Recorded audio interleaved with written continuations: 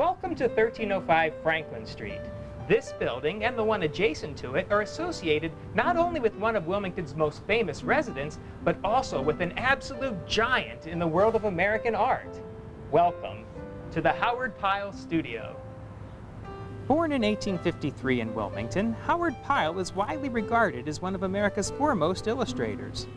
During his lifetime, Pyle would create over 3,000 illustrations for leading periodicals of the day, including Harper's Weekly and Scribner's Monthly.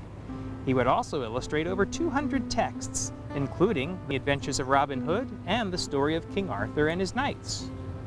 Pyle's connection to Wilmington and Delaware was very strong. In fact, his Quaker ancestors first settled in the Brandywine Valley in 1682. His parents were William Pyle, owner of a Wilmington leather business, and Margaret Churchman Pyle, a painter. The Pyle family occupied several homes in Wilmington, including 714 West Street, 207 Washington Street, 1601 Broome Street, and 907 Delaware Avenue. Pyle received his early education at the Old Friends School and married his wife, Anne Poole, at Quaker Meeting.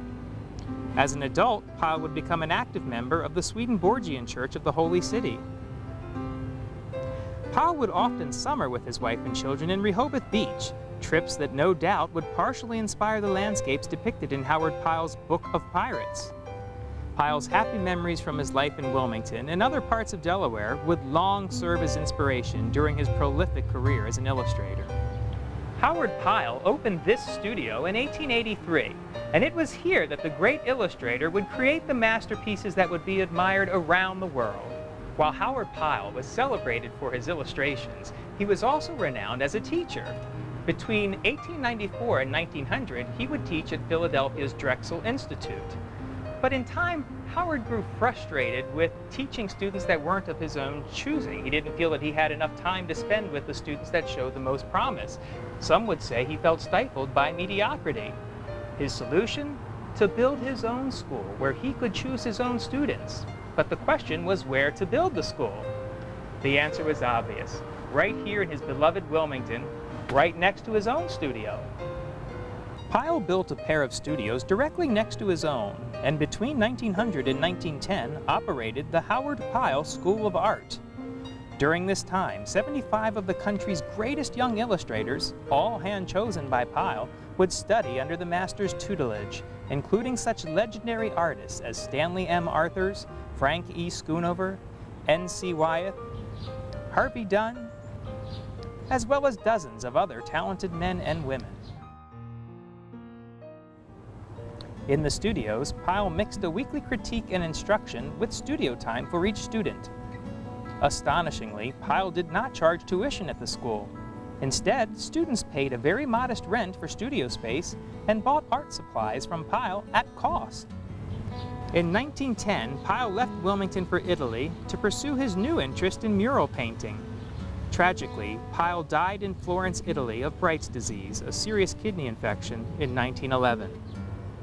Following Pyle's untimely death, a group of his former students formed the Wilmington Society of the Fine Arts in 1912 for the purpose of purchasing a collection of Pyle's work so that it would remain in the city he loved. The society would eventually become known by a different name, the Delaware Art Museum, where you can see the work of the great illustrator to this day.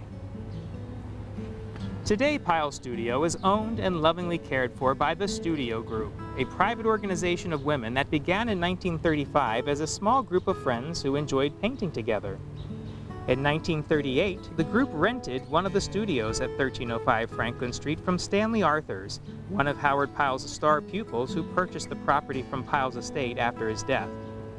When Stanley Arthurs died in 1950, Studio Group member Ellen DuPont Wheelwright purchased the property in order to preserve it for its original purpose.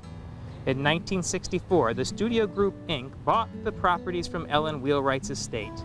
The group maintains the historic studios to this day. We're about to take a quick tour of Howard Pyle's private studio, as well as the adjacent studios which once comprised his art school. Even the walk to the original building is historic. Just take a look at these millstones. These were once in use in one of the 19th century mills along the Brandywine River. If you think that's impressive, just wait until you see inside.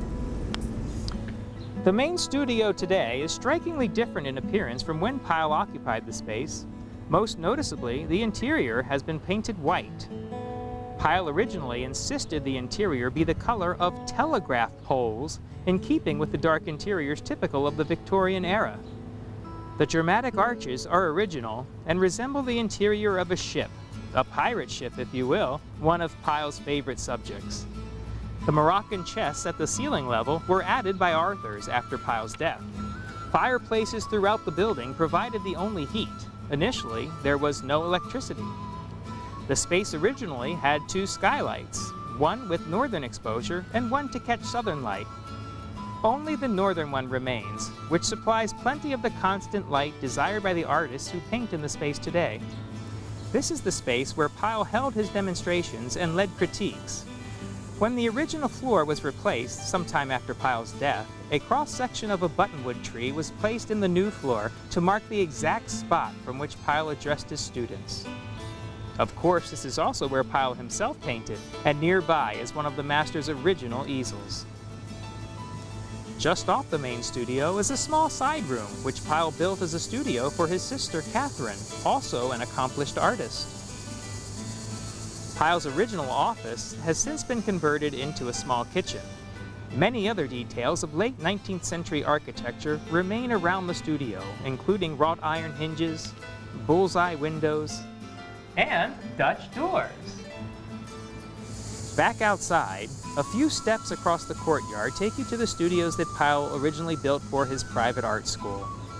While all of the students at the school were immensely talented, after all, this was in essence a graduate school for gifted artists, there was nonetheless a definite hierarchy to the way students were assigned to the studios. Studio 1, located closest to Franklin Street, was reserved for less experienced students who were still shaping their talent. Today the studio is named for Eugenia Rhodes, a founding member of the studio group. Studio 2, located closer to the master's studio, was for Pyle's very best students. This is the space Frank Schoonover and N.C. Wyeth shared, 2 outstanding artists who, along with Pyle and the other pupils, would help define the style of painting known as the Brandywine School. Today the studio is named after benefactor and former studio group member Helen Farr Sloan, widow of internationally acclaimed artist John Sloan. Helen Sloan lived and worked in this space for many years.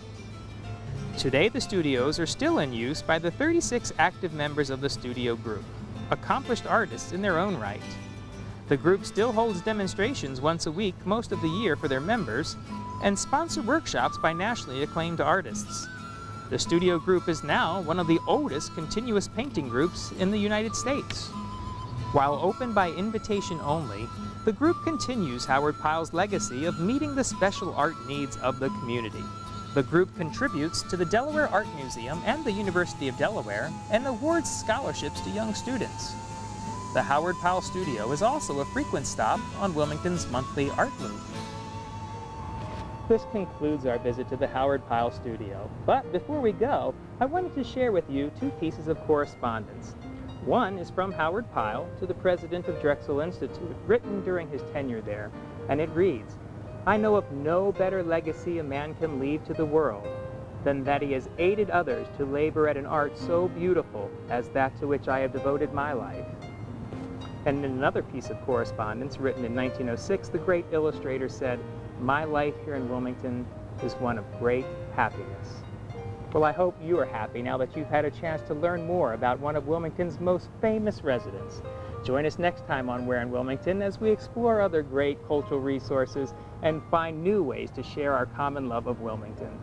For Wilmington in the middle of it all, for Where in Wilmington, I'm Rich Newman.